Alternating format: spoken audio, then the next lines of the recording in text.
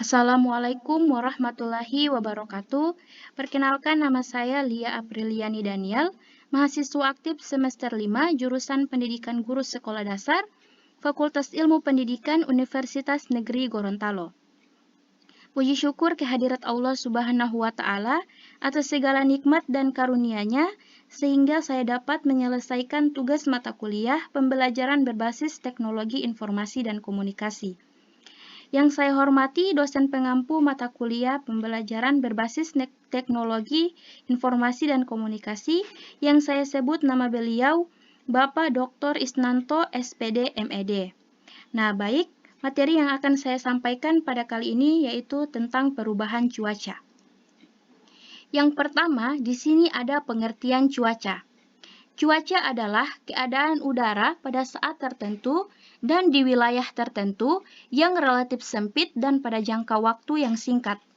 Cuaca terjadi di lapisan troposfer, yaitu atmosfer yang paling tipis dan paling rendah. Troposfer berada pada ketinggian sekitar 10 km di atas permukaan bumi dan diukur dari khatulistiwa. Lapisan ini semakin menipis di daerah kutub utara dan kutub selatan. Udara di lapisan troposfer sangatlah padat dan merupakan 80% dari berat atmosfer seluruhnya. Troposfer hampir seluruhnya terdiri dari uap air yang ada di atmosfer, dari permukaan bumi sampai ke batas teratas lapisan troposfer yang dikenal sebagai tropopause. Cuaca di sekitar kita dapat saja berubah-ubah. Cuaca dapat berubah setiap hari. Jika hari ini hujan, esok cuaca dapat menjadi cerah. Jika hari ini cerah, esok dapat saja berubah menjadi hujan.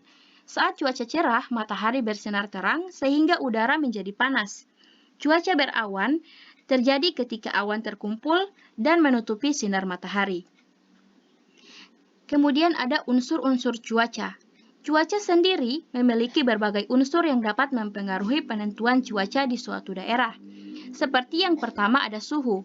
Suhu udara seringkali menjadi kondisi pertama yang digambarkan dalam perakiraan cuaca.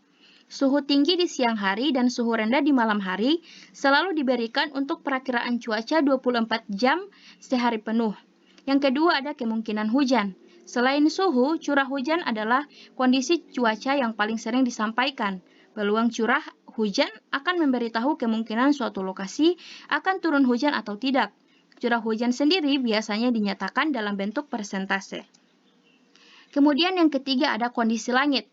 Kondisi langit atau tutupan awan akan memberitahu seberapa cerah atau berawan langit sepanjang hari. Sebab awan bisa mempengaruhi suhu udara, di mana awan menentukan berapa banyak energi matahari yang mencapai permukaan bumi. Kemudian yang keempat, ada kelembapan. Nah, kelembapan relatif adalah variabel cuaca yang penting, karena akan membantu memberitahu seberapa besar kemungkinan curah hujan, embun atau kabut akan terjadi. Kelembapan juga bertanggung jawab atas ketidaknyamanan setiap orang selama cuaca panas. Yang kelima, ada angin. Selain kelembapan, angin juga bisa menjadi tolak ukur cuaca. Pengukuran angin selalu mencakup kecepatan dan arah angin bertiup. Terkadang, ramalan cuaca tidak menyebutkan kecepatan angin secara langsung, tetapi akan menggunakan kata-kata deskriptif. Contohnya seperti tenang, semilir, berangin, dan kuat. Yang keenam ada tekanan. Tekanan mencakup tekanan udara pada cuaca. Mengetahui tekanan udara adalah cara mudah untuk menilai apakah cuaca sedang tenang atau badai sedang datang. Tekanan meningkat atau lebih dari 1031 milibar itu berarti cuaca sedang tenang, sedangkan tekanan yang turun atau mendekati 1000 milibar berarti hujan mungkin akan mendekat. Yang terakhir ada titik embun atau dew point. Meskipun menyerupai suhu udara, suhu titik embun bukanlah suhu biasa yang menunjukkan seberapa hangat atau sejuknya udara.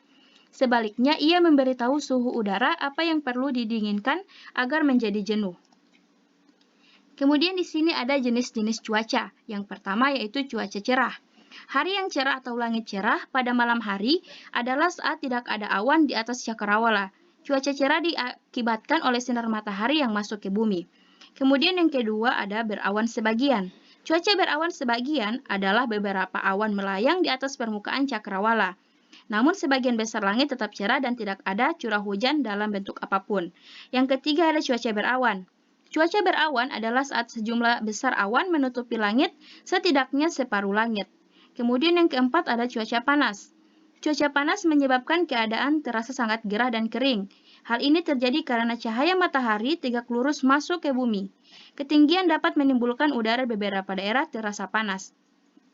Semakin tinggi suatu daerah, temperatur udaranya akan semakin turun.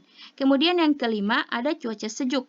Cuaca sejuk biasanya terjadi ketika humiditas udara cukup tinggi, di mana angin bertiup cepat dan suhu udara rendah.